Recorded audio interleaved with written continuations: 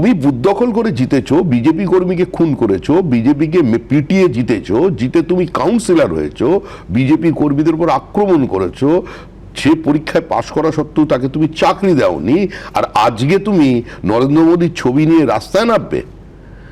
আবার বিজেপিতে এসেছিল সুমন, বিজেপিতে বেড়াতে এসেছিল, বিজেপিতে বেড়াতে এসে জিততে পারেনি, ফিরে গেছে।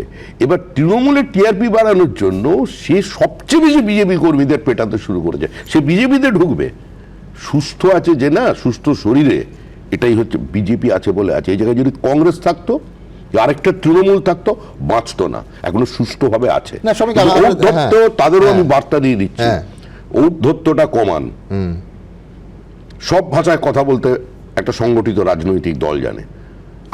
আমরা সে পথে হাঁটিনি, আমাদের হাঁটতে বাধ্য করবেন না।